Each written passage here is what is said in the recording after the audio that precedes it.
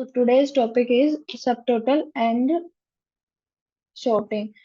In this lecture, we cover sorting, text to column, and basic mathematical calculations with shortcuts. तो क्या क्या cover कर रहे हैं यहाँ पे मैंने टॉपिक मेंशन किए हैं. I am audible everyone? Yes, ma'am. Yes, ma'am. Okay. तो कौन कौन से टॉपिक आज की क्लास में हम कवर करेंगे वो मैंने सब यहाँ पे डाउन करके रखे हैं. हम सबसे पहले देखेंगे सब total formula. Ma'am, just one question. Yes please. Ma'am, I wanted to ask when is the dashboard getting up?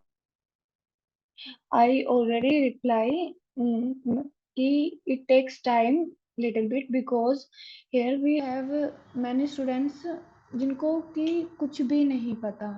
तो हमें सबको क्या करना है कि एक साथ लेके चलना है. अब मैं डायरेक्ट डैशबोर्ड पर नहीं आ सकती. अब उसमें टाइम लगेगा. पहले हम अपना बेसिक एक्सेल कवर करेंगे, देन उसके बाद we cover our advance Excel, then we will create a one dashboard. Okay. Okay. Please reply yes or no. Yes, ma'am. Yes. तो ये हमारे आज के टॉपिक होंगे जो आज की क्लास में हम कवर करेंगे. तो जैसा कि मैंने आपको बताया था कि हम सब टोटल कवर कराएंगे. तो what is subtotal formula? सबसे पहले हम थ्योरी पार्ट देख लेते हैं. Subtotal allows user to create groups and then perform various other Excel function such as sum, count, average, product, max etcetera. क्या होता है कि बेसिकली अगर हमने जो एक्सेल पे नए हैं उनको नहीं पता होगा, पर उनके लिए एक कॉमन एग्जांपल हम क्या देखते हैं कि अगर हमारे पास एक पेज है, उस पे कुछ डाटा उस पे लिखा हुआ है, तो क्या अगर मुझे उसका सम करना है तो मुझे अलग से कैलकुलेशन करना होगा, अगर सब्ट्रैक्शन करना है तो अलग से उसका कैलकुलेशन, मल्टीप्लिकेशन के लिए अलग से. पर यहाँ पे एक्सेल में हमारे पास एक ऐसा फॉर्मूला है कि जिसकी हेल्प से हम क्या करते हैं, 8 से 9 कैलकुलेशन एक ही फॉर्मूले से परफॉर्म कर सकते हैं. इसलिए कहा जाता है कि subtotal is a powerful formula in Excel. तो जैसा मैंने स्क्रीन पे भी मेंशन कर रखा है कि यहाँ पे हम वेरियस एक्सेल फंक्शन परफॉर्म करते हैं, like sum, count, average, product, minimum, maximum.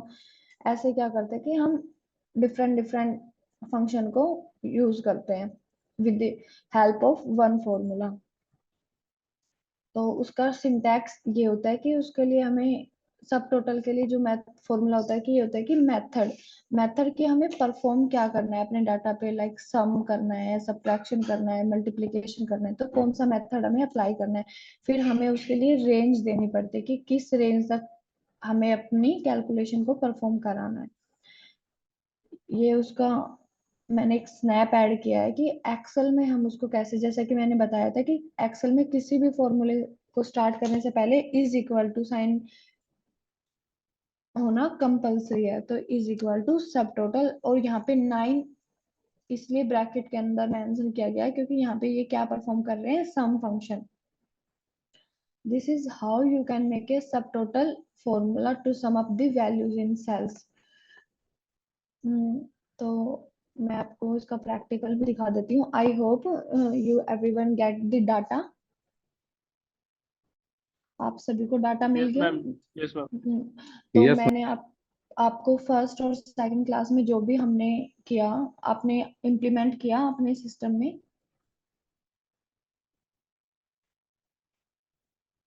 से यस और no.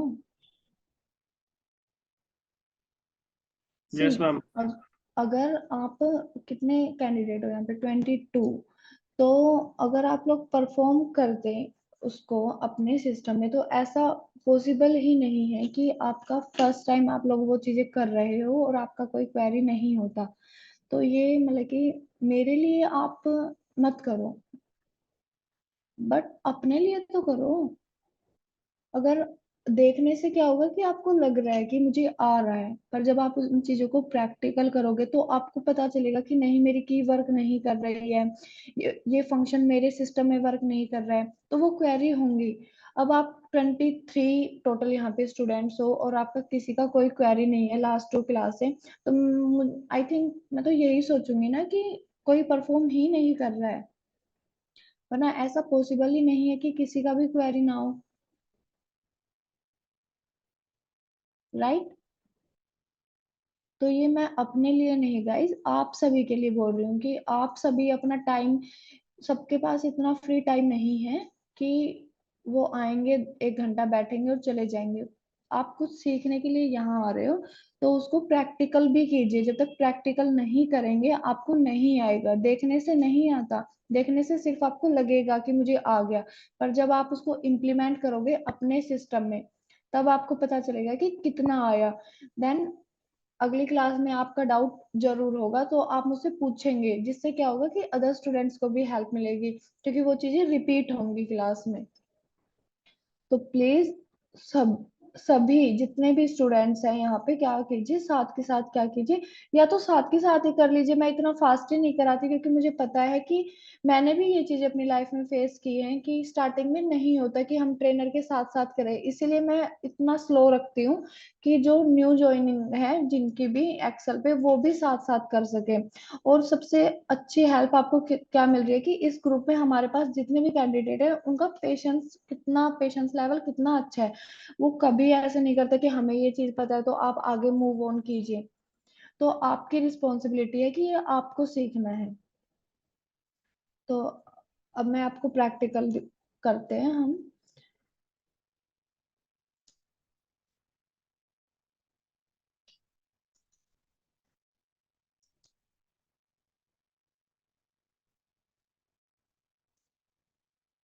Just a minute, I will share my screen.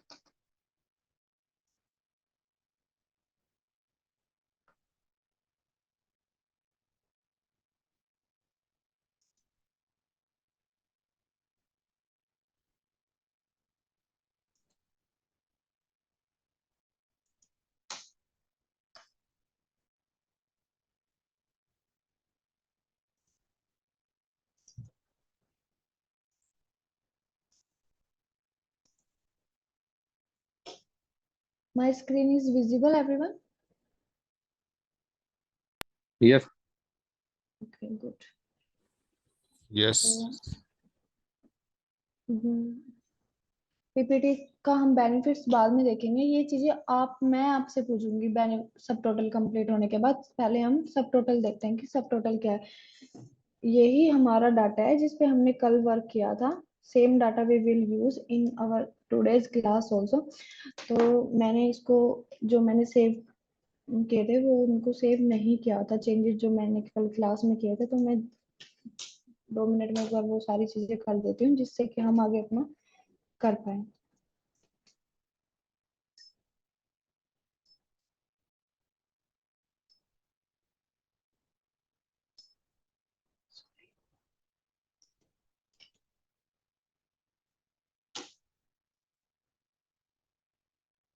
ये मैं क्या कर रही हूँ? Ma'am blank rows and blank column को रिमूव कर रहे हैं। Yes, for data cleaning. अब क्या करते हैं कि फिल्टर अप्लाई कर देते हैं अपने कंप्लीट डाटा पे। तो मैं बेसिकली ये अप्रोच फॉलो कर रही हूँ जो एक जनरल अप्रोच है। तो अब क्या किया कि कल हमने देखा था कि मेरे बॉस ने कहा था कि मुझे साउथ रीजन के लिए डाटा देखना है, वो हमने सब कुछ कल क्या कर लिया था, कवर कर लिया था। Now we move towards little bit more into the filter section. तो फिल्टर तो हमने देख लिया था, अब फिल्टर के अंदर और भी कुछ चीजें यूज होती है, वो आज हम देख लेंगे। So what I want to do, I want sum of sales. अब मेरा बॉस का रिक्वायरमेंट है, ठीक है, कि मैंने सारे देख लिया कि कहाँ पे हम बिलो एवरेज परफॉर्म कर रहे हैं, कहाँ पे अबव एवरेज परफॉर्म कर रहे हैं। अब मुझे क्या चाहिए, सम चाहिए अपने सारी सेल्स का, कि जैसे कि मान लो कि ये 2023 का सेल है, तो उसको बॉस को क्या है कि देखना है कि कितना हमने 2023 में सेल्स किया। तो सभी को पता होगा कि सेल्स का टोटल करने के लिए कौन सा फॉर्मूला हम यूज करते हैं, जब हम कुछ चीजें प्लस करते हैं तो क्या कौन सा फॉर्मूला यूज करते हैं, सम। सम करते हैं। यस। और जैसा कि एक्सेल में पता है is equal to sign is mandatory, तो मैंने is equal to sign type किया, सम लिखा, और क्या किया, मैं मुझे अपने सेल्स कॉलम पे क्या करना है, सारी कैलकुलेशन परफॉर्म करनी है। तो मैंने कर्सर को कहाँ रखा, सेल नंबर D2, क्योंकि मेरा डाटा स्टार्ट वहां से हो रहा है। मैंने प्रेस किया control and down arrow, sorry, I need to press control shift arrow, control shift and down arrow. तो इससे क्या हो गया कि मेरा सारा डाटा सिलेक्ट हो गया है। और अब मैं क्या करती हूँ, ब्रैकेट क्लोज और हिट एंटर। तो यहाँ पे मेरा टोटल सेल्स आपको दिख रहा है कि कितना दिखा, सारे रीजन्स के लिए, स्टेट्स के लिए 22 मिलियन। कितना है, 22 मिलियन। तो अब ये तो मुझे मिल गया, पर as you know boss is dynamically says now you can see we got data only for whole regions, south, west, central, east. Now someone told me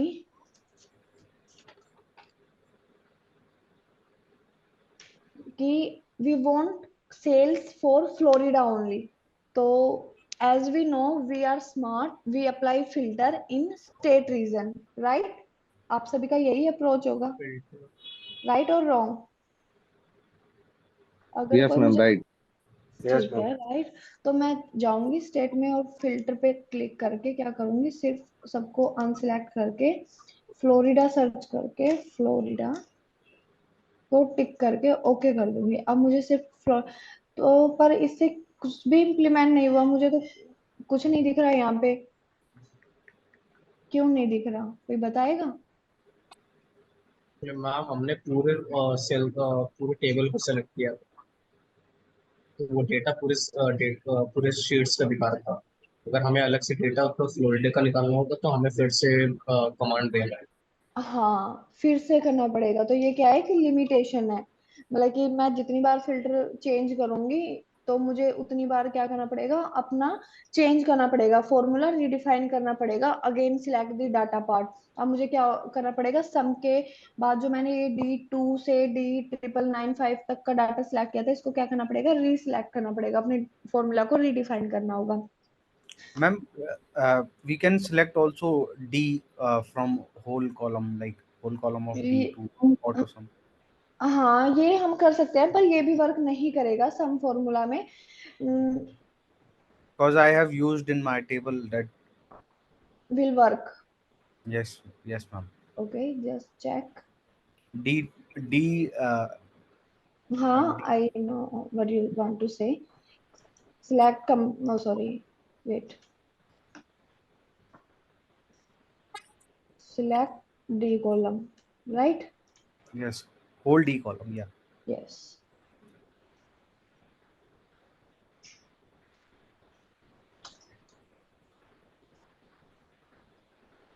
hit on enter. For me it's not working. Ma'am, I don't. I cannot see where you have applied the formula. See is equal to, मैंने formula bar में वहां पे type किया था सम shift. अब मैं क्या करती हूँ, अपने डी कॉलम को सिलेक्ट करती हूँ। अब क्या, अब ये वर्क करेगा क्योंकि मैंने फॉर्मूले को क्या कर दिया, आप मैंने फॉर्मूले को रीडिफाइन किया यहाँ पे। बट ये अभी भी क्या कर रहा है कि पूरे डाटा को उठा रहा है। इसने दिखाया तो मैंने फॉर्मूले को जैसे ही डी डी करके किया, इसने उठाया, क्योंकि ये पूरा डाटा इसलिए उठा रहा है ना, क्योंकि इसको नहीं पता कि बीच में जो डाटा है वो मेरी स्क्रीन पे विजिबल नहीं है, पर एक्चुअल में तो डाटा प्रेजेंट है, तो ये Yes. उसको भी ऐड कर रहा है। यहाँ पे कोई चेंज नहीं हुआ, ये पहले भी 22 मिलियन डाटा था और अभी भी 22 million data is there, right. तो इसके लिए बेस्ट अप्रोच क्या होता है कि हमेशा जब भी हमें फिल्टर में कैलकुलेशन, अगर मेरे पास डाटा है, मैंने उस पर फिल्टर अप्लाई कर रखा है और मुझे फ्यूचर में भी नीड है अपने डाटा पे फिल्टर यूज करने की, तो there is best option, use subtotal function. मैं अगर अब फ्लोरिडा के लिए बेसिकली अप्लाई करूंगी तो फिर मुझे रीडिफाइन करना पड़ेगा अब फॉर्मूला इस पार्ट को सिलेक्ट करके। तो but boss is dynamically and he want sales total for every region, तो मैं बार बार यही अप्रोच फॉलो करूंगी तो कितना, मतलब कि बहुत टाइम वेस्ट होगा। तो subtotal we use here, see is equal to subtotal. अब देखना आपको एक चेंज दिखेगा, और वो ही चेंज क्या होगा, सब टोटल फंक्शन का मेन बेनिफिट है यहाँ पे। अब मुझे क्या परफॉर्म कराना है यहाँ पे, सम। तो आप बताइए सम यहाँ पे कौन से नंबर पे है, 9, कौन से नंबर पे है, इन मैम 9. 9। तो प्रेस 9। अब मुझे ये पूछ रहा है कि फंक्शन नंबर तो मैंने डिफाइन किया कि रेफरेंस, कि कौन सा डाटा यहाँ पे चाहिए, तो मैंने यहाँ पे प्रेस किया control shift and hit on enter.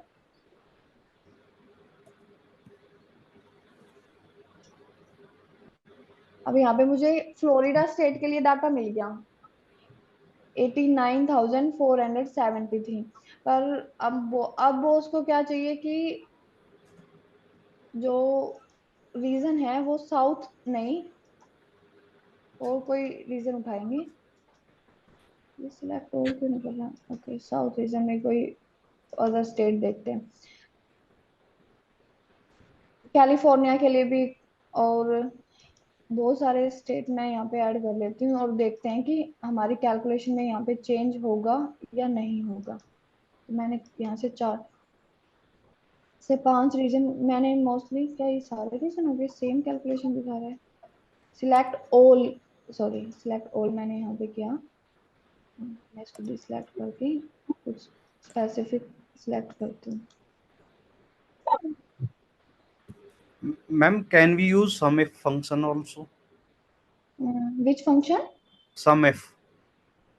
Some if, we use here sum if function, but sum if के लिए भी हमें क्या करना पड़ेगा कि है ना, अपना चेंज करना पड़ेगा। जैसे ही मैं रीजन चेंज करूँ, मतलब कि जब मैं फिल्टर अप्लाई करूंगी और फिल्टर अप्लाई करने के बाद क्या करूंगी, उससे क्या होगा कि डाटा चेंज होगा, फिल्टर जैसे ही फिल्टर अप्लाई करेंगे डाटा चेंज होगा, तो उसके लिए फॉर्मूला रीडिफाइन करना पड़ेगा। ये सम इफ फंक्शन की लिमिटेशंस हैं, और क्या होगा कि वो टफ भी है। एक बार मैं आपको सब टोटल फंक्शन कराती हूँ, फिर मैं आपको दिखाऊंगी कि हम सम इफ फंक्शन क्यों नहीं यूज कर सकते, वो भी मैं इसमें कवर कराऊंगी कि सब टोटल ही क्यों, सम इफ क्यों नहीं। क्योंकि सम इफ क्या होता है कि लिटिल बिट टफ होता है एज कंपेयर टू सब टोटल। उसमें जितनी बार भी हमें मतलब कि अलग फिल्टर अप्लाई करना होगा, तो हमें वहां पे जाके एक क्राइटेरिया उसको देना होगा फॉर्मूला के अंदर, एक अलग रेफरेंस हमें उसके अंदर डालना होगा, और then we got our actual result.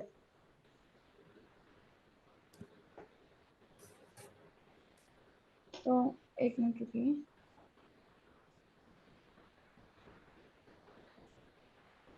यहाँ पे हमने क्या है, सब टोटल फॉर्मूला कहाँ यूज किया था हमने, दोबारा से करती हूँ, इज इक्वल टू सब total 9।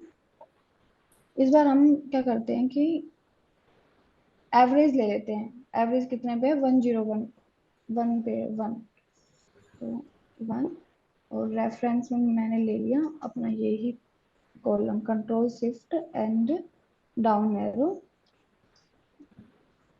And bracket close, hit on enter. तो एवरेज मुझे यहाँ पे मिल गया है 237। बट अब मेरे बॉस का डिमांड है कि एवरेज नहीं चाहिए, सम चाहिए। तो अब मुझे सिर्फ इसके लिए किस चीज की नीड है, 1 को रिप्लेस करना है किससे, 9 से। किससे रिप्लेस करना है, 9 से। और मुझे यहाँ पे क्या मिलेगा, सम ऑफ माई ऑल सेल्स मिलेगा। और अब मुझे एवरेज चाहिए, पर मुझे सभी सभी के लिए चाहिए, या फिर सिर्फ एक स्टेट के लिए चाहिए कि उस स्टेट में हमारा एवरेज कितना परफॉर्म कर रहा है।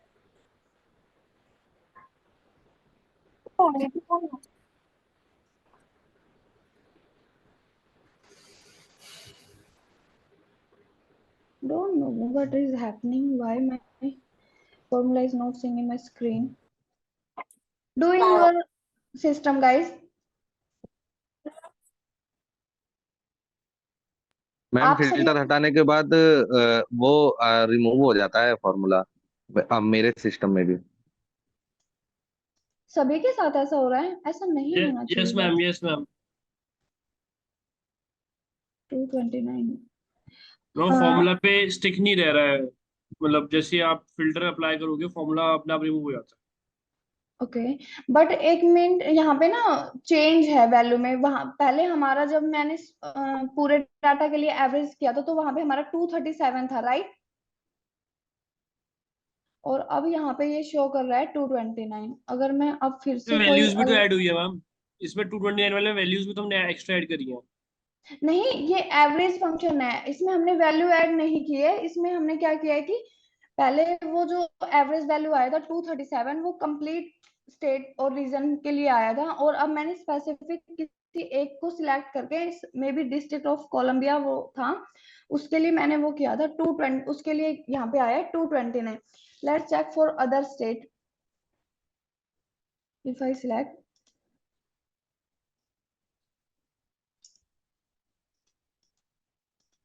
सो आप सभी को एक आइडिया तो लगाना कि सब टोटल फंक्शन की हेल्प से हम मतलब कि एक ही, see how many functions we cover in one formula. Yes ma'am. Average we perform here, count a, max, minimum, product, standard deviation, sum, everything we will cover in this one formula.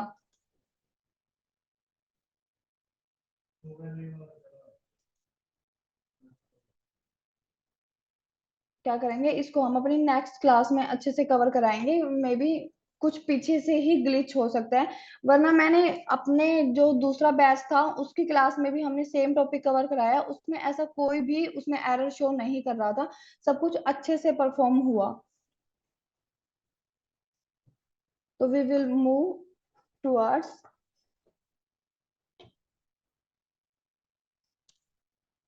तो एक बार PPT में देख लेते हैं कि आगे क्या हो रखा है।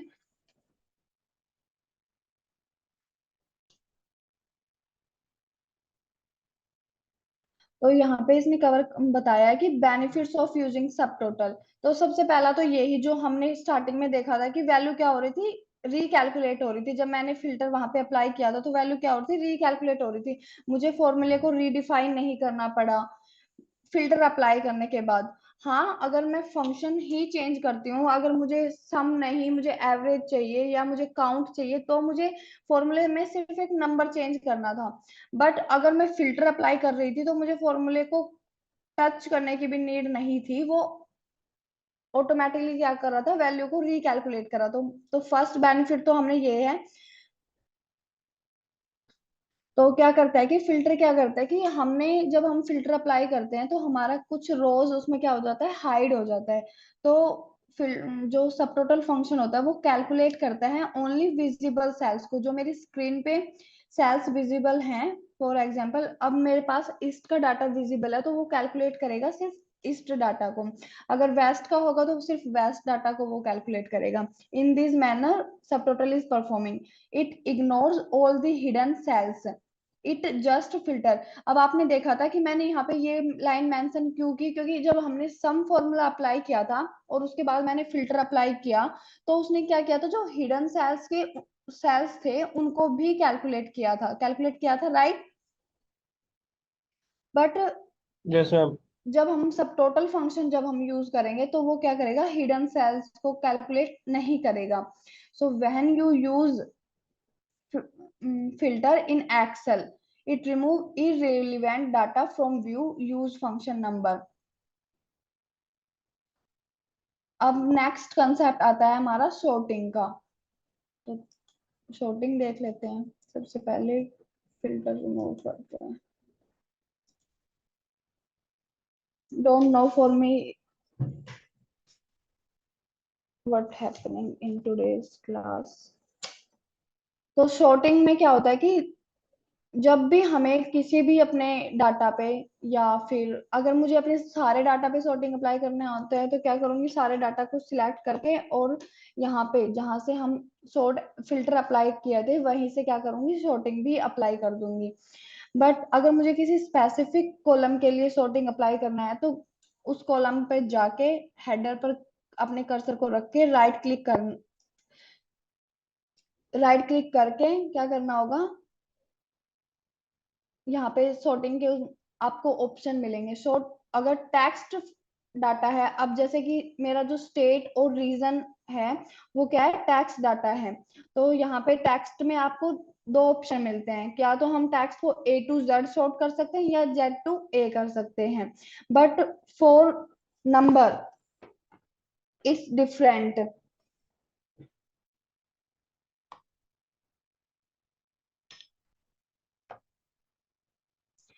ऐसा हमने क्या किया था कि जब हमने फिल्टर देखा तो तभी हमने एक कंसेप्ट वहां पे अच्छे से क्लियर किया था कि टेक्स्ट के लिए अलग फिल्टर अप्लाई कर रहे थे और नंबर के लिए अलग फिल्टर. टेक्स्ट में हमको लिमिटेड 6 to 7 ऑप्शन वहां पे अवेलेबल थे और नंबर में हमारे पास 10 to 12 ऑप्शन अवेलेबल थे फॉर फिल्टरिंग. तो ऐसे ही सॉर्टिंग में क्या होता है कि अब हमारे पास सॉर्टिंग में हम कैसे सॉर्टिंग कर सकते हैं, या तो हम वैल्यू को स्मॉलेस्ट टू लार्जेस्ट कर सकते हैं या लार्जेस्ट टू स्मॉलेस्ट कर सकते हैं. फॉर एग्जाम्पल मैं स्मॉलेस्ट टू लार्जेस्ट करती हूँ तो मुझे यहाँ पे क्या दिखा कि मेरे डाटा की सबसे स्मॉलेस्ट वैल्यू क्या हुई, सबसे पहले दिखाई दी. और अगर हम लार्जेस्ट टू स्मॉलेस्ट करते हैं तो मुझे सबसे हाई वैल्यू कि फ्लोर जो सबसे हाई सेल हुई है हमारे कंपनी में वो कितने की हुई है, 22K.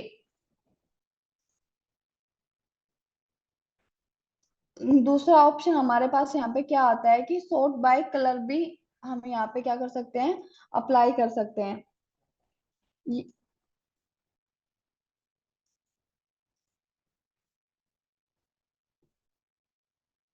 ये तो हो गया कि स्पेसिफिक कॉलम के लिए मैंने सॉर्टिंग अप्लाई किया. But I want apply sorting on multiple column. Now question is that how I did. So for this we have one option of custom sorting. See, if I click on sort and filter, here is one option, custom sort. If you go to your home tab, there will be option. Listen everyone, go to your home tab, there will be option for sort. If you click on that custom sort, then you will get this type of, see, this can't be applied. Let's select a single cell in the range and try again. Okay, see, wait, क्या करना है कि मुझे अपने ज्यादा क्या करना है कि स्टेट पे भी, मैं आपको एक पहले एक चीज दिखाती हूँ कि देखो मैंने स्टेट पे क्या किया कि सॉर्टिंग अप्लाई कर दी A to Z. अब मुझे सेल्स पे भी अप्लाई करनी है. अब मैंने कर दी सेल्स पे, कर दी लार्जेस्ट टू स्मॉलेस्ट. क्या डिफरेंस आया, anyone? Unmute yourself and please let me no. State से रिमूव हो गई.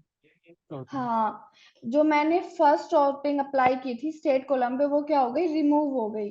तो जो अभी हमने अप्रोच देखी, मैंने बताया कि जहाँ पे आपको स्पेसिफिक कॉलम पे अगर आपको सॉर्टिंग अप्लाई करनी है तो आप उस पे जाके इसको सिलेक्ट करके क्या कर सकते हैं, सॉर्टिंग अप्लाई.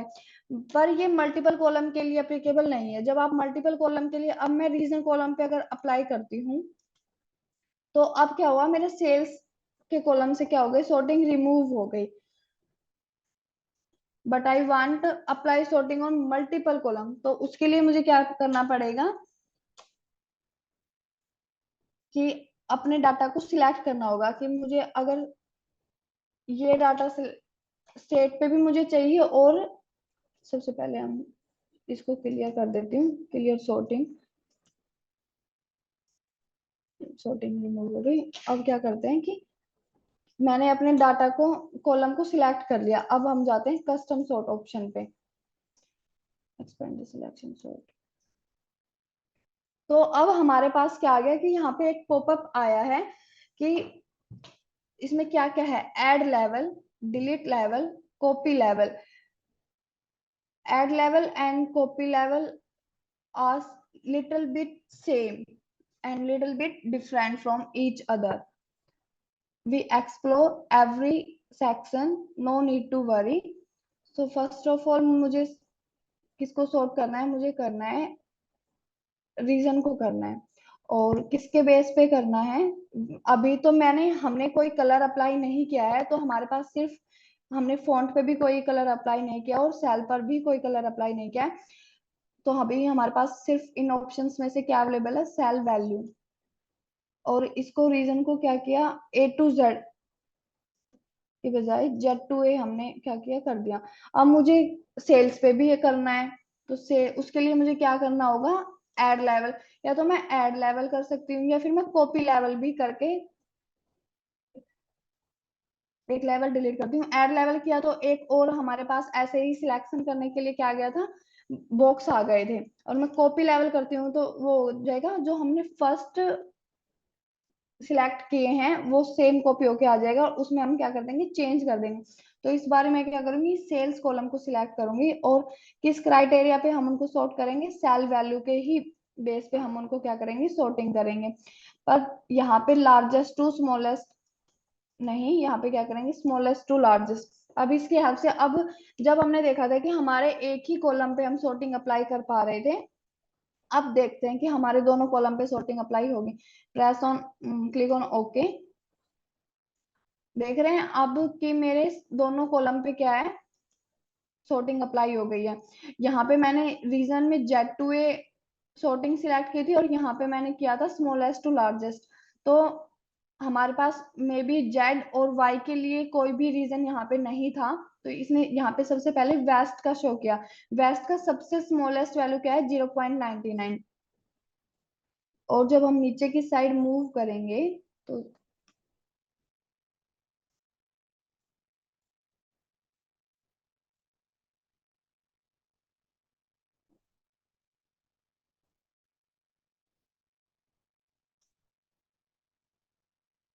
सी, अगर यहाँ पे कहाँ खत्म हो गई,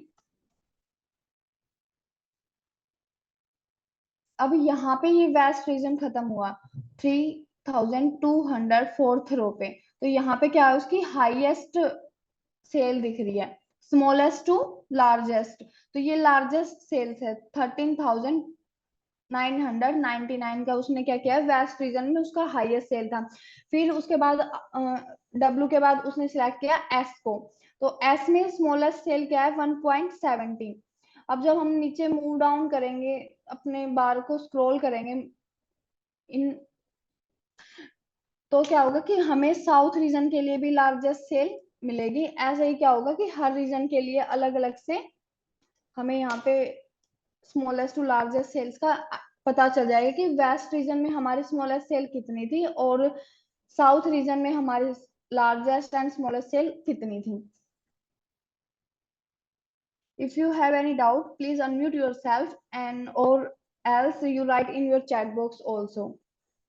Please ask if you have any doubt till now. सभी को समझ आया कि sorting मल्टीपल कॉलम्स पे कैसे अप्लाई होती है, समझ Ma'am, आया? please repeat the part for applying the largest Sorting, to smallest. Yes, on region as well.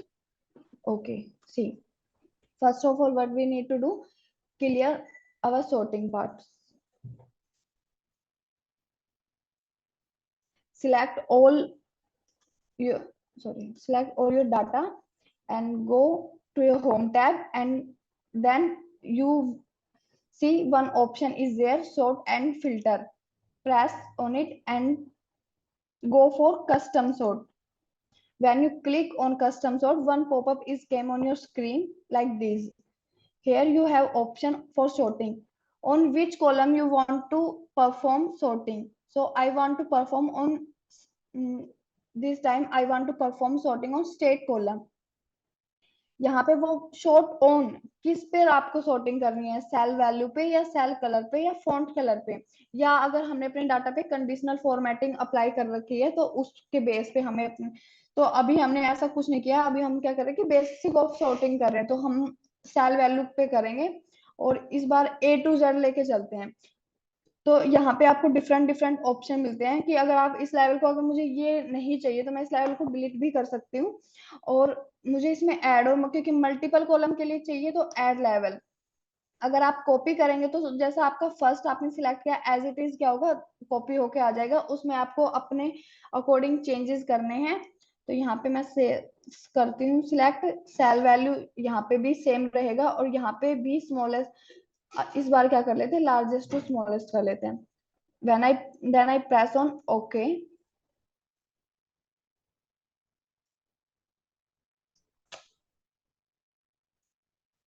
See, on my both columns sorting is came, right? Yes, ma'am, understood. Thank you.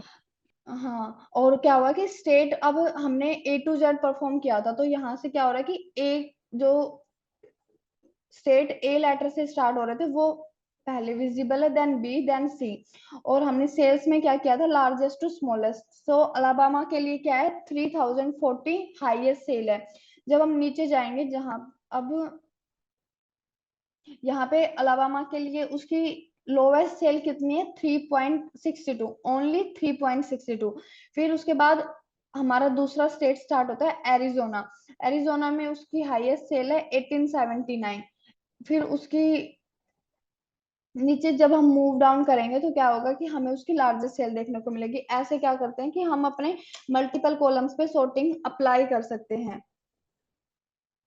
Now it is clear? Yes, ma'am. Yes ma'am. Okay, तो अब तो हमने की sorting देखी किसके base पे, cell values के base पे। तो अब हमारे पास कस्टम सॉर्ट पे one more option is there, वो क्या था, कलर सॉर्टिंग। तो अगर सी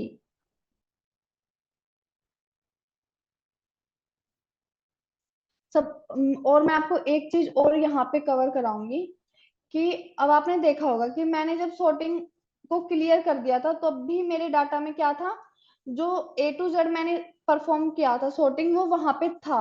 जैसे यहाँ पे क्या है, स्मॉलेस्ट टू लार्जेस्ट है ना अभी भी यहाँ पे।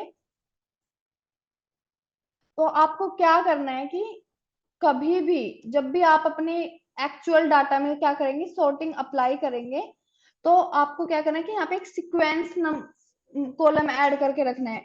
जब आप अपनी इंडस्ट्री में, रियल इंडस्ट्री में काम करोगे तो अब आप ये एरर जरूर से जरूर फेस करोगे कि आपका जो एक्चुअल डाटा होगा वो कंट्रोल जेड के प्रेस करने पर भी, कंट्रोल जेड आप सभी को पता होगा क्योंकि किस लिए यूज करते हैं कि जो हमने पहले परफॉर्म किया था वो हमारी स्क्रीन पे कम हो जाता है।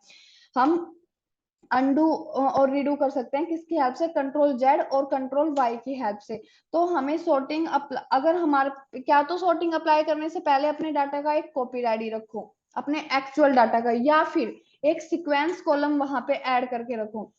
अब सीक्वेंस में अगर मेरे पास मिलियंस में डाटा है तो मैं मैनुअली नहीं कर सकती, तो उसके लिए क्या क्या करते हैं, फॉर्मूला भी यूज मैं यहाँ नहीं करूंगी कि कुछ स्टूडेंट्स ऐसे होंगे जो अभी फॉर्मूलाज के साथ फैमिलियर नहीं है। तो आपको बेसिकली करना क्या है, यहाँ पे वन प्रेस करना है, और जैसे आप वन प्रेस करेंगे तो आपको अपने सेल के कॉर्नर पे, कौन से कॉर्नर पे, लेफ्ट राइट कॉर्नर के नीचे क्या होगा, एक प्लस आइकन यहाँ पे विजिबल होगा, उस पर 2 टाइम्स टैप कीजिए।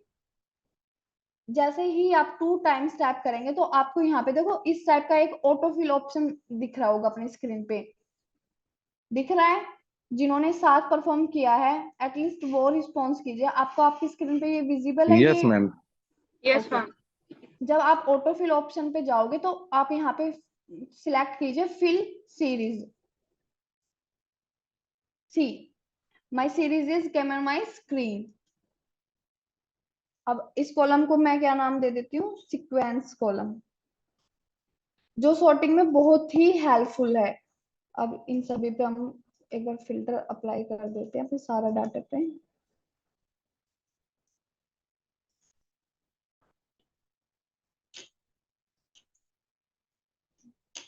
और अब देखिए, अब जब मैं अपने डाटा में अगर कुछ भी चेंज करूंगी, सी अभी क्या आ रहा है,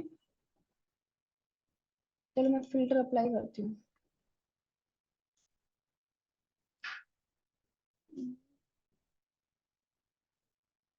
सॉर्टिंग ही देखते हैं। अब मैंने इस पे सॉर्टिंग जब मैंने अप्लाई करी तो आप देख रहे हैं यहाँ पे जो मेरी सीक्वेंस थी वो डिस्टर्ब हो गई है। यहाँ पे अब मुझे 1 नहीं 3137 यहाँ पे शो हो रहा है। तो अगर मैं, मुझे सिर्फ इतना ही नीड था कि मुझे अपने स्टेट को क्या करना था कि सॉर्टिंग करनी थी Z to A के उसमें, और वो मैंने कर दी और अब मेरा काम खत्म हो गया और मैंने इसको सेव कर दिया। तो जब भी मैं नेक्स्ट टाइम अपने इस डाटा पे करूंगी और मैं सॉर्टिंग रिमूव करूंगी,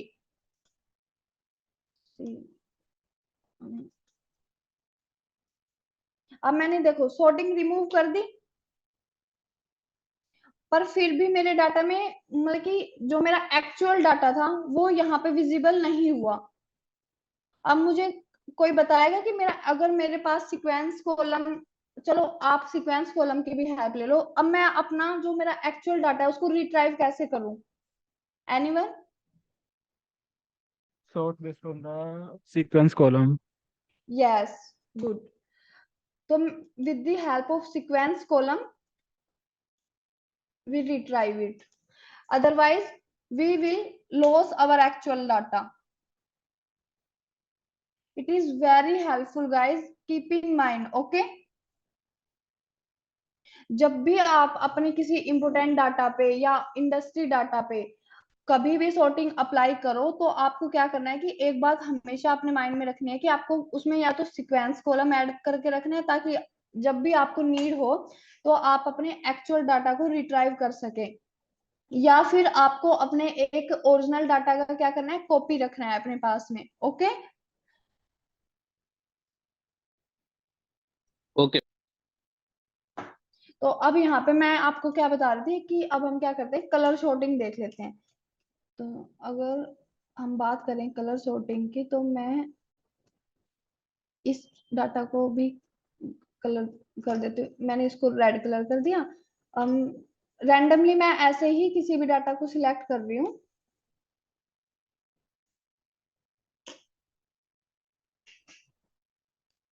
इसको क्या किया, ब्लू कलर दे दिया। तो इसमें भी कलर फिल कर देते हैं, नहीं ब्लू नहीं करते हैं, येलो कर देते हैं। तो मैंने क्या किया कि अलग अलग डाटा में अलग अलग कलर फिल कर दिया। और अब सॉर्टिंग जब हम करेंगे तो सॉर्ट बाय कलर का ऑप्शन यहाँ पे होगा। तो ये तो सिर्फ एक ही कॉलम पे होगा, राइट? तो मल्टीपल कॉलम्स पे सिलेक्ट करने के लिए कलर सॉर्टिंग, मैं एक और कॉलम में क्या करती हूँ, सॉर्टिंग अप्लाई कर देती हूँ।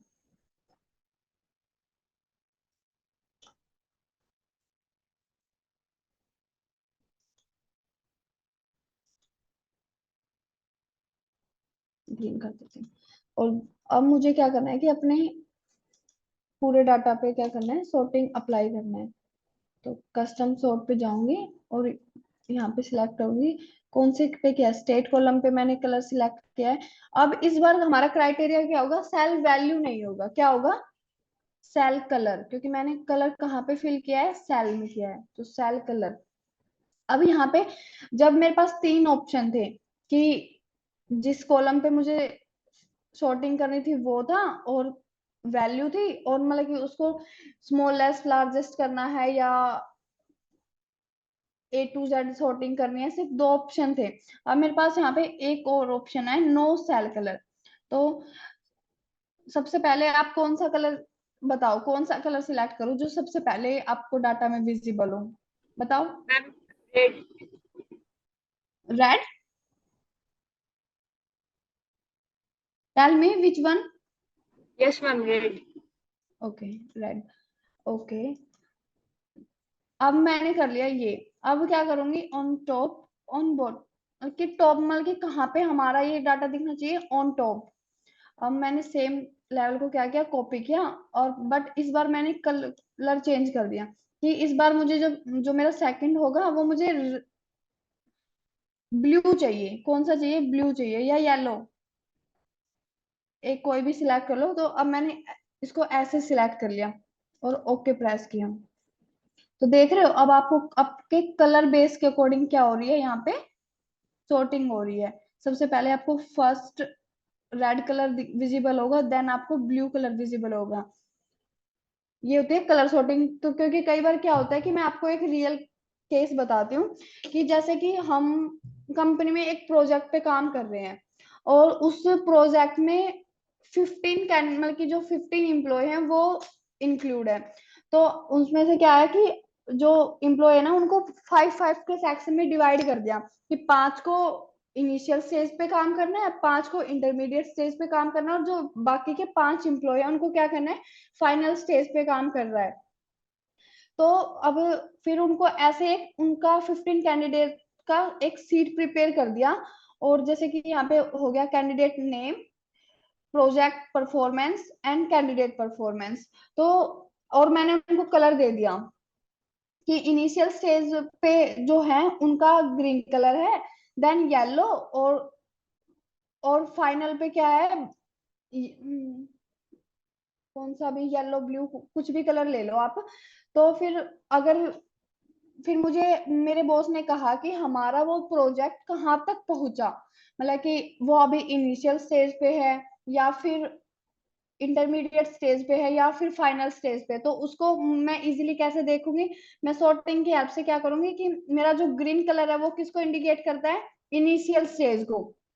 फिर मेरा जो ब्लू कलर है वो किसको शो करता है, इंटरमीडिएट स्टेज को। और फिर मेरा जो येलो कलर है वो किसको शो करता है, फाइनल स्टेज को। तो मैं ऐसे 3 लेयर में क्या करूंगी, उसको डिवाइड कर रखा है मैंने कलर में। तो मैं सॉर्टिंग में जाऊंगी और वहां पे क्या करूंगी, अप्लाई कर दूंगी सेम पैटर्न में, पहले green then blue then yellow. तो उससे क्या होगा कि मुझे पता चल जाएगा कि मेरे कितने मतलब कि मेरा जो प्रोजेक्ट है वो अभी इनिशियल लेवल ही कंप्लीट किया है या फिर वो इंटरमीडिएट लेवल पे है या फिर फाइनल लेवल पे है। किसकी हेल्प से कर पाएंगे, कलर सॉर्टिंग की हेल्प से। अगर हमारे डाटा में क्या है कि कलर फॉर्मेटिंग अगर हमारे डाटा में हो रखा है तो इट इज वेरी हेल्पफुल।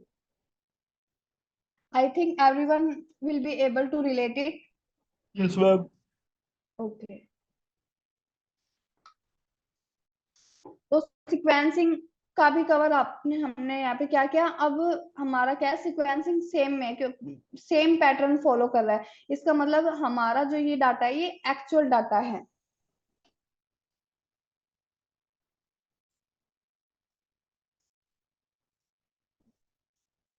इसके बाद हमारे पास एक कंसेप्ट आता है रेफरेंस। अब हमने अब तक क्या किया, सब टोटल फंक्शन देखा, फिर उसके बाद हमने क्या किया, सॉर्टिंग देखा कि सॉर्टिंग हम बेसिक सॉर्टिंग कैसे अप्लाई कर सकते हैं। For text filter we have 2 option, A to Z sorting and Z to A sorting. For number filter also we have 2 types of sorting, largest to smallest and smallest to largest. Then we will see color sorting also. Okay, अब आते हैं reference पे। Reference basically होता क्या है, I think इस PPT में मैंने कवर किया है रेफरेंस। सी रेफरेंस क्या होता है कि एक जैसे कि अब आप, मैंने आपको एक दिन सेल में बताया था कि अब मैं इस सेल पे यहाँ पे क्लिक कर रही हूँ तो मुझे G14 क्या, तो ये इसकी रेफरेंस है। G14 क्या है इसकी, यहाँ पे इसकी हेल्प से हम इसको क्या कर पा रहे हैं, आइडेंटिफाई कर पा रहे हैं कि मैम कहाँ से रेफर करती हैं, या इस कई बार बोलते हैं ना पेशेंट को रेफर कर दिया, तो कहाँ से रेफर कर दिया, किसी मतलब कि किसी स्पेसिफिक हॉस्पिटल से उसको रेफर कर दिया या घर से उसको रेफर कर दिया, उसका होम ट्रीटमेंट चल रहा था। तो रेफरिंग इज दैट। तो रेफरिंग कितने टाइप की होती है in Excel, there are 3 types of references, relative, absolute और मिक्स्ड रेफरेंस। तो relative reference, by default all cell references are relative. Cell क्या करते हैं, एक दूसरे से बाय डिफॉल्ट रिलेट तो करते हैं, जब जब भी हम अपनी एक स्प्रेडशीट या वर्कशीट पे काम करते हैं तो वो सारे सेल्स को मिलके ही एक क्या बनता है, एक वर्कशीट बनता है। तो वो क्या कहलाता है, relative reference. When copied across multiple cells they change based on the relative position of row and column. ये तो हमने ऑलरेडी देखा है कि जब भी हम एक सेल से दूसरे सेल में मूव करते हैं तो उसकी आइडेंटिफिकेशन क्या होती है, चेंज हो जाती है। और वो चेंज कैसे होती है कि अब जैसे यहाँ पे ये I14 है, अब ये I14 से रेफर होके कहाँ जा रहा है, J14 जा रहा है, तो दिस इज कॉल्ड रेफरेंसेस। तो सबसे पहले हम देखते हैं रिलेटिव रेफरेंस। अब उसने अपनी, मैंने स्लाइड में जैसे बताया कि when copied across multiple cells, तो इसको प्रैक्टिकल देखते हैं। सेल्स के लिए मुझे इसका सेल्स चाहिए, तो सेल्स के लिए यहाँ पे कौन सा फॉर्मूला यूज होगा, anyone? For sales quantity into price, it is very basic. तो क्या क्या कि क्वांटिटी ले ली और प्राइस ले लिया और हिट ऑन एंटर। तो यहाँ पे इसकी क्लियर गुड की क्या आ गई, यहाँ पे सेल्स आ गई। अब ये रिलेटिव रेफ, अब मैं यहाँ पे अगर डबल क्लिक करूंगी तो मेरा ये क्या होगा कि ऑटो फिल हो जाएगा सारे डाटा में। यहाँ पे मैंने फिल सीरीज का, अब आप किसी के माइंड में क्या आया होगा कि मैम ने फिल सीरीज का यूज नहीं किया, क्योंकि फिल सीरीज का मतलब होता है कि सीरीज में फिल करना डाटा को, लाइक 1 2 3। पर मुझे सीरीज में नहीं चाहिए, मुझे अपने फॉर्मूला के बेस पे चाहिए। अब यहाँ पे क्या, सी मैंने फॉर्मूले में टाइप क्या किया था, एक मिनट, F4 नहीं, E5 यहाँ पे, राइट। तो मैंने अपने यहाँ फॉर्मूला में क्या टाइप किया था, D4 इंटू E4, मतलब कि 2 इंटू 130, तो कितना हुआ 261। बट यहाँ पे ये क्या शो कर रहा है, D5 इंटू E5, क्योंकि ये कहाँ से रेफर हुआ है, D4 और E4 से। अंडरस्टैंड? यस और यस नो? मैम। तो this type of reference called relative reference, कि वो रो भी चेंज हो रहा है, कॉलम भी चेंज हो रहा है, पर फिर भी कोई एरर नहीं आ रहा। बेसिकली हमें हमारा रिजल्ट क्या हो रहा है, आउटपुट उसका हमें मिल रहा है। अब एब्सोल्यूट रेफरेंस में क्या होता है कि कोई फिक्स सेल्स, सबसे पहले हम क्या करते हैं, सेल्स करते हैं। तो सेल्स के लिए same formula, quantity into price, quantity into price, hit on enter, double tap on this plus sign. तो यहाँ पर मेरा क्या आ गया, सेल्स आ गया। अब मुझे सेल्स का क्या, मुझे टैक्स पता करना है कि मेरी इतनी सेल्स हो रही है पर उस पर कितना टैक्स लग रहा है। और टैक्स मुझे यहाँ पे मेंशन किया गया है कि जैसे कि जीएसटी 18% लगता है, तो 18% मेरा क्या जा रहा है, मेरे सेल्स की जो इनकम हो रही है उस पे 18% का जीएसटी लग रहा है। तो टैक्स के लिए, टैक्स निकालने के लिए हम, हमारे पास क्या फॉर्मूला होता है, पहले सबसे पहले हम फॉर्मूला देते हैं, इज इक्वल टू जो हमारी सेल्स है वो सेल्स इनटू कितना टैक्स लग रहा है, 18%। तो ये तो हमने देख लिया। तो हिट, अगर अब ये ठीक है, फॉर्मूला ठीक है कि सेल्स हो गया और कितना परसेंट है, 18% है। तो अब ये मेरा आ गया कि 261 की अगर मेरी सेल्स हुई है तो 18% के अकॉर्डिंग उस पर मेरा क्या होगा कि मुझे 47% पे करना होगा गवर्नमेंट को, राइट? बट इस टाइम क्या है कि जब मैं यहाँ पे डबल टैप कर रही हूँ तो मुझे फिर यहाँ पे एरर क्यों आ रहा है, मुझे मेरा डाटा क्यों नहीं मिल रहा, कोई बताएगा? Ma'am, because the value we have choose like 18 was not absolute. It's changing when the column is auto-filling. Yes, value is changing. See, for this cell we apply K4 into L1. L1 ये cell है तो L1 पे क्या है, 18%, तो उसने उससे multiply किया और मेरा टैक्स क्या हुआ कि विजिबल हुआ। बट फॉर L5 क्या, यहाँ पे L4 यहाँ पे क्या हुआ कि यहाँ पे आपको फॉर्मूला बार में, मेरी स्क्रीन पे आप फॉर्मूला बार के अंदर देखिए, K4 इंटू ये L5, तो L5 कहाँ पे? 1 2 3 4 5, L5 और L1, वो L1 नहीं हो, L1 से रेफर होकर क्या हो गया कि L5 हो गया। और जब वो चीजें मल्टीप्लाई, इससे 2 ऊपर सेल में क्या था? 18% था, बट 0 से ऊपर 2 सेल में क्या था? टैक्स है। तो वो टैक्स से अगर कोई डाटा ऐसे मल्टीप्लाई होगा तो वो क्या तो एरर शो करेगा या फिर क्या करेगा? नल वैल्यू शो करेगा। जैसे यहाँ पे L6 में क्या शो कर रहा है? यहाँ पे वो L1 के बजाय क्या किससे मल्टीप्लाई हुआ? L6, तो इसलिए वो एक्चुअल डाटा हमें नहीं मिला। तो उसके लिए हमें क्या करना पड़ेगा? हमें अपने डाटा को फिक्स करना होगा, फ्रीज करना होगा।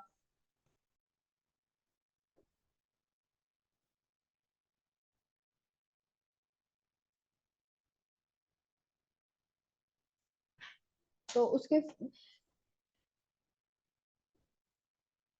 से इंटू 18%, पर 18% को इस बार हमें क्या करना है कि फ्रीज करना है, ताकि वो L1 से अगर किसी और सेल पे भी मूव करे तो उसका जो पोजीशन हो वो क्या हो? L1 ही हो।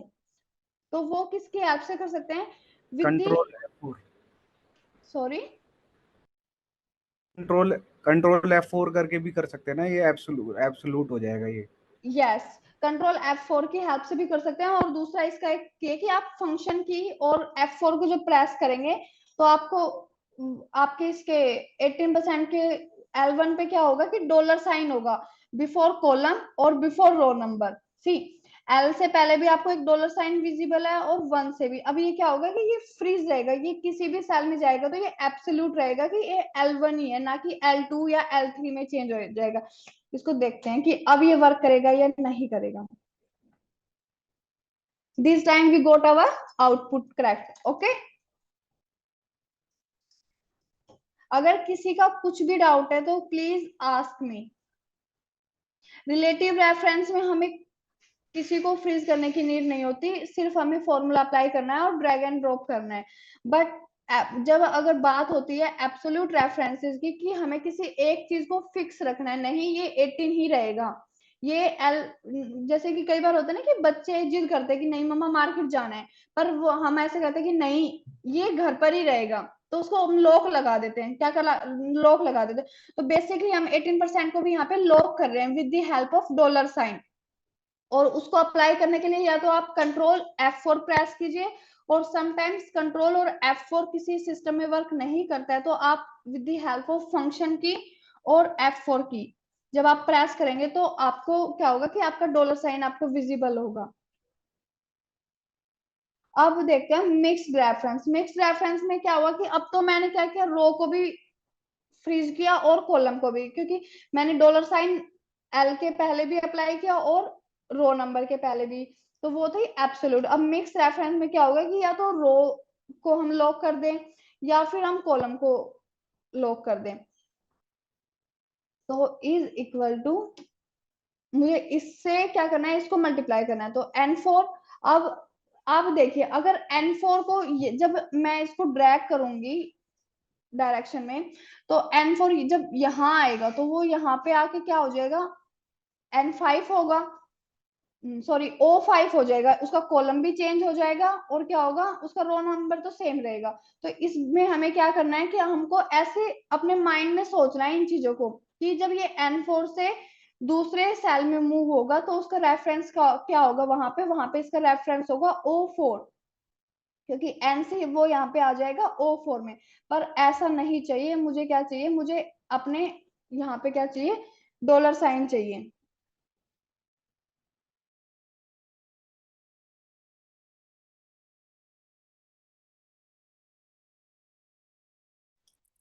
My screen is visible? No, not yet.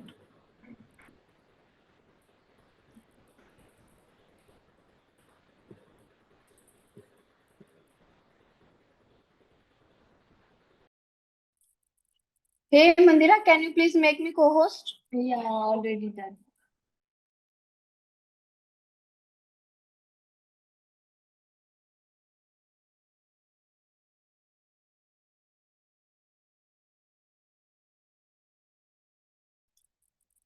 तो मिक्स रेफरेंस, अब मुझे क्या करना है कि मुझे अपने एन को फ्रीज करना है, क्योंकि रो नंबर तो यहाँ पे भी यहाँ पे आएगा, तो यहाँ पे O4 then P4 then Q4 then R4, but we have to need freeze our column.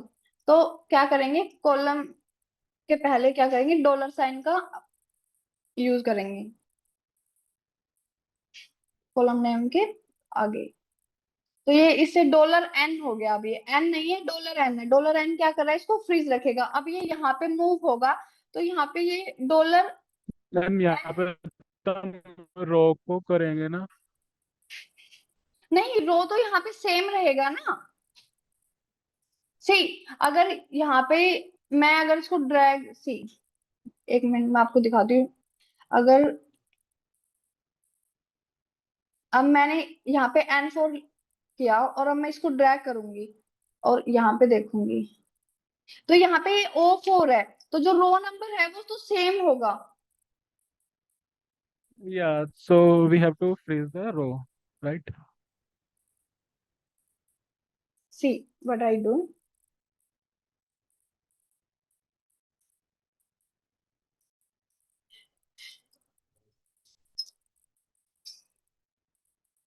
हम यहाँ पे क्या करते हैं कि N4 को जब हमने सिलेक्ट किया और we press FN dollar FN F4, तो ये क्या कर रहा है कि हमारे रो को भी फ्रीज कर रहा है और कॉलम को भी फ्रीज कर रहा है। और हमें इसको मल्टीप्लाई किससे कराना है, इससे कराना है। तो ये तो चेंज होगा, O3 से ये क्या होगा, ये O4 होगा, O4 सॉरी P3 से Q3 से R3, but here we have need to make changes. अगर मैं अब आपको दिखाती हूँ कि अगर मैं इसको ऐसे ही करूंगी तो 100 इंटू 100 कितना हुआ, 10,000।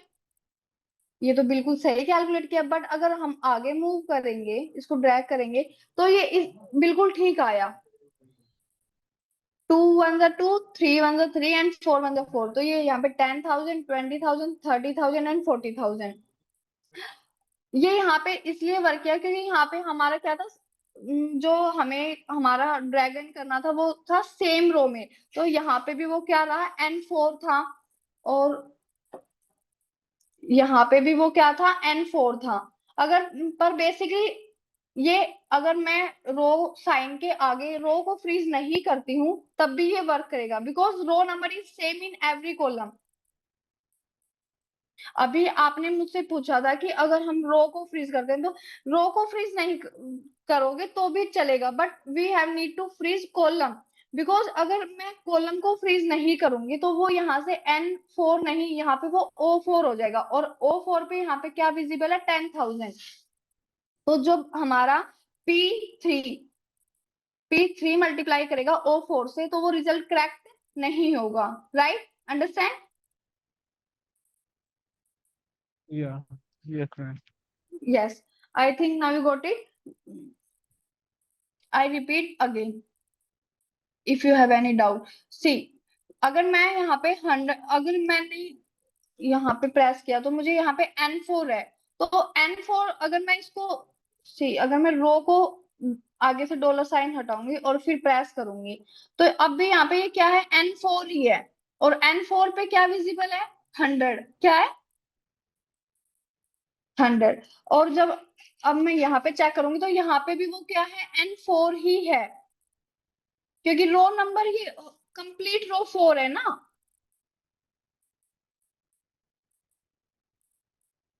अब यहाँ पे देखते हैं नेक्स्ट पोर्शन में, अब मुझे इसको मल्टीप्लाई कराना है इससे सारे डाटा में।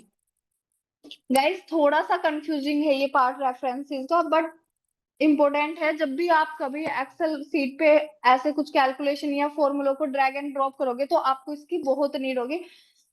एक बार में करने से नहीं आएगा, बहुत बार एरर आएगा, पर आपको ट्राई करना होगा अलग अलग अप्रोच यूज करके। कभी आप थोड़ा थोड़ा सा माइंड यूज कीजिए, जैसे आपको यहाँ पे कुछ याद भी नहीं रखना है। आप बेसिकली क्या कीजिए, देखो इज इक्वल टू, आपको कुछ भी कैलकुलेशन परफॉर्म करना है, is equal to sign press किया। अब आपको क्या माइंड में रखना है कि आपको 100 को मल्टीप्लाई कराना है, 100 से 200 से 300 से 400। तो मैंने 100 को तो सिलेक्ट कर लिया, पर अब मैं ये सोच रही हूँ कि अब ये नीचे मूव करेगा तो ये कॉलम तो सेम रहेगा क्योंकि ये ओ कॉलम में ही नीचे मूव करेगा, बट इसकी क्या होगी, जो रो की रेफरेंस होगी वो चेंज होगी।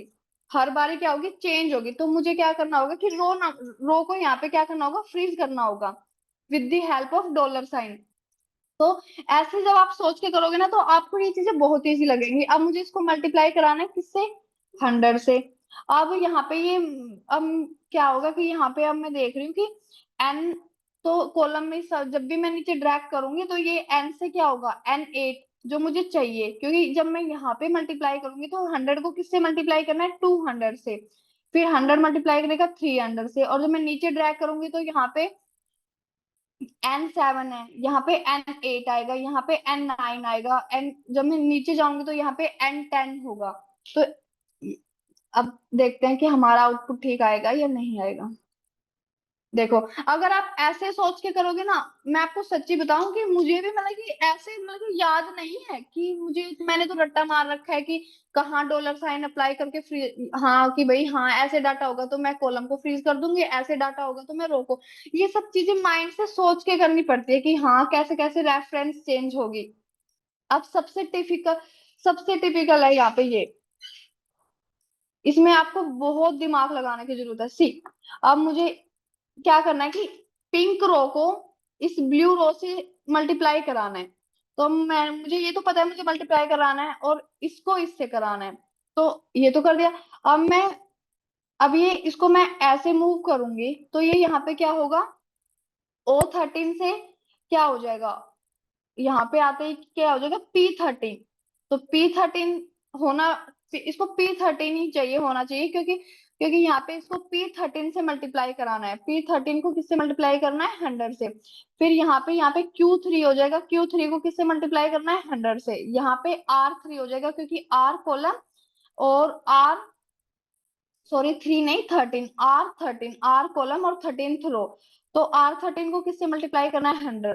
तो ऐसे ये बिल्कुल ठीक वर्क करेगा। तो मुझे किसी को फ्रीज करने की यहाँ पे कोई नीड नहीं है। तो O13 इंटू, अब मैं करूंगी 100 को।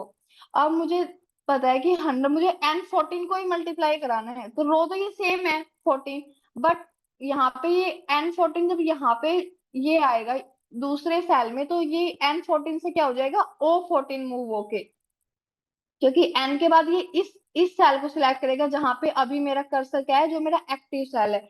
तो मुझे क्या नीड है, अपने कॉलम को फ्रीज करने की। मुझे नहीं भाई, मुझे तो N14 ही चाहिए, N14 ही चाहिए, O14 भी नहीं चाहिए, N14 ही चाहिए। तो क्या करेंगे, N को फ्रीज कर देंगे with the help of dollar sign. अब जब मैं इसको ड्रैग करूंगी तो देखते हैं कि अब मेरा रिजल्ट ठीक आएगा या नहीं। तो अब मेरा रिजल्ट ठीक आ रहा है, बट अब क्या प्रॉब्लम है, अब मुझे सोचना है कि अब मैं डाउनवर्ड जब मैं मूव करूंगी तो ये क्या होगा, O13 से क्या होगा, O14 हो जाएगा, क्योंकि मेरा रो चेंज हो जाएगा। तो मुझे यहाँ पे नीड है अपनी रो को फिक्स करने की। नहीं, मुझे तो क्या चाहिए, कॉलम तो मेरा सेम ही होगा जब मैं डाउनवर्ड डायरेक्शन में मूव करूंगी, पर मेरा क्या होगा, रो चेंज होगा। तो यहाँ पे क्या करूंगी, मैं अपनी रो को फ्रीज कर दूंगी with the help of, sorry, dollar sign. तो अब जब मैं इसको डाउनवर्ड डायरेक्शन में मूव करूंगी तो ये यहाँ पे आएगा, तो ये यहाँ पे क्या हो जाएगा, O और 13। तो और यहाँ पे आएगा तो ये हो जाएगा P13, क्योंकि यहाँ पे मुझे O नहीं चाहिए, क्योंकि यहाँ पे ये मल्टीप्लाई करेगा 200 से। तो अब मैं इसको सारे में मूव करती हूँ।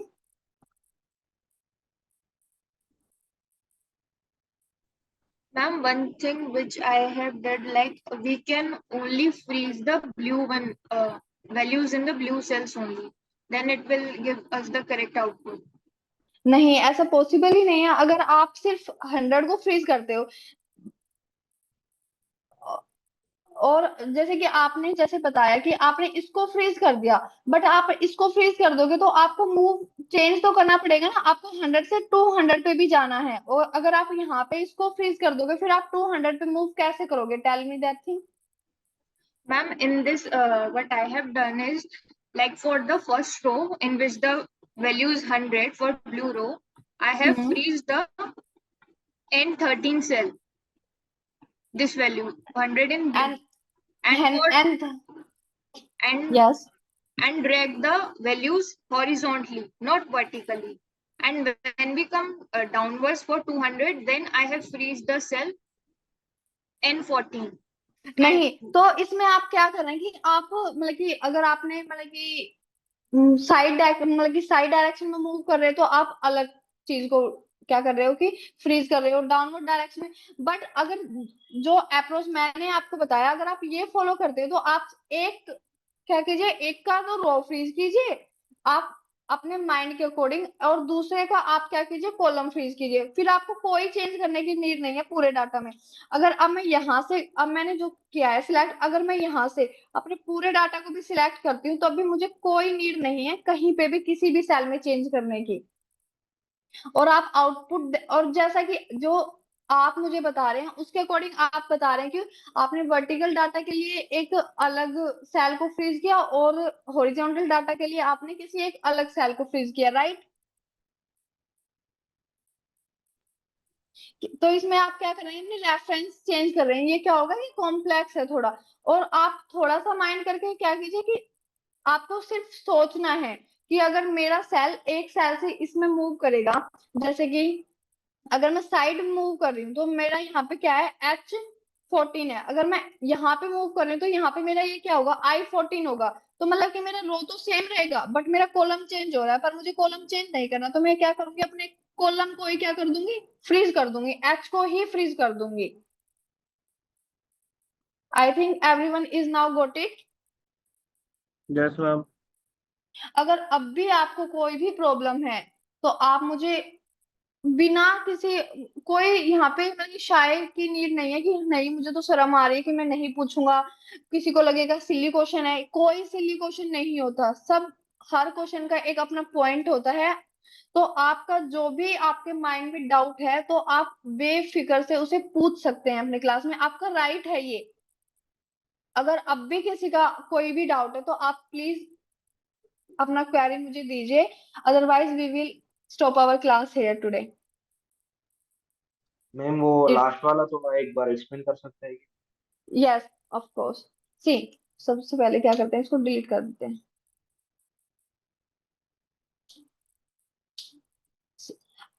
आपको कुछ भी याद रखने की जरूरत नहीं है, सिर्फ आपको क्या करना है कि दिमाग चलाने की जरूरत है। रेफरेंस में इज इक्वल टू, अब आपको पता है कि पिंक को किससे मल्टीप्लाई करना है, ब्लू से। तो मैंने किसी को भी आप पहले सिलेक्ट कर लीजिए, चलो मैं इसको पहले सिलेक्ट कर देती हूँ। अब आपको सोचना है, क्या सोचना है कि अगर कि मैंने N14 सिलेक्ट किया है, बट जब मैं साइड मूव करूंगा तो ये N14 से क्या होगा, O14 हो जाएगा, जो कि हमें नहीं करना क्योंकि हमें मल्टीप्लाई तो N14 को कराना है। तो हम यहाँ पे क्या करेंगे, अपने कॉलम को फ्रीज कर देंगे with the help of dollar sign. तो ये काम तो मेरा हो गया।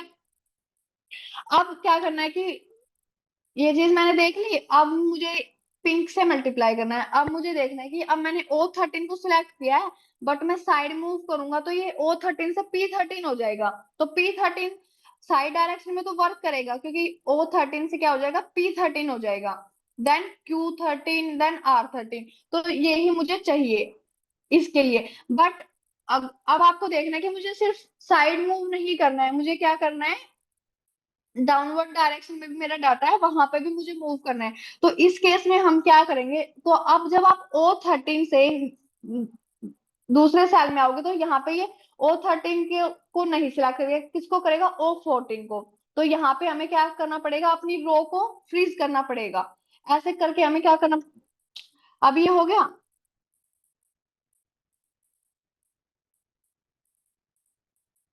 सॉरी,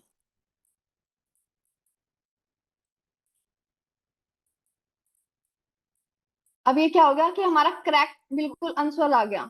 अब इसको साइड मूव ड्रैग कर देते हैं। अब देखो, इसको 100 से किया 10,000, इसको 200 से किया 20, इसको 300 से किया 30, इसको 400 से किया 40, फिर हमने 200 से किया तो 20, 40, 60, 80, फिर हमने 300 से किया तो 30,000, 60,000, 90,000, 12,000, 1,20,000, फिर हमने 400 से किया तो 40,000, 80,000, 1,20,000, 1,60,000। गोट इट कि यस मैम। एक एक का कॉलम फ्रीज किया और एक का रो फ्रीज किया। जब भी हमें मतलब कि अपने डाटा को क्या करना है कि टेबुलर फॉर्म में ड्रैग करना है, तो हमें क्या करना है कि एक का कॉलम फ्रीज किया और एक का रो। अब वो हमें अपने दिमाग से सोचना होगा, यहाँ पे कोई स्पेसिफिक कंडीशन नहीं है कि हाँ ऐसा डाटा है तो आपको रो फ्रीज करनी है, कॉलम फ्रीज। ये आपको अपने माइंड से सोचना होगा कि अब आपको रो फ्रीज करना है या कॉलम फ्रीज करना है। और ये सारी चीजें आपको कैसे आएंगी? प्रैक्टिस से। एक बार ही करने से किसी को नहीं आएगा।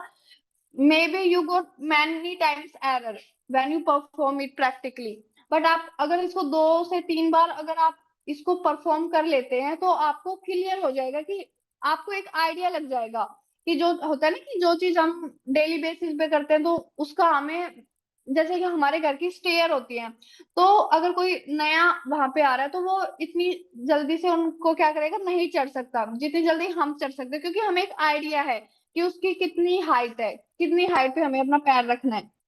तो वो सब कुछ किससे होता है? प्रैक्टिस से।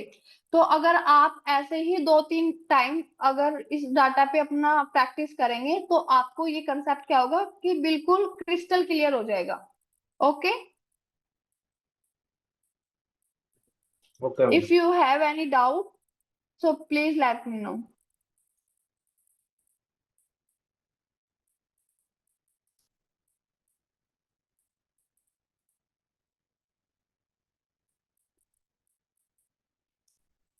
No doubt,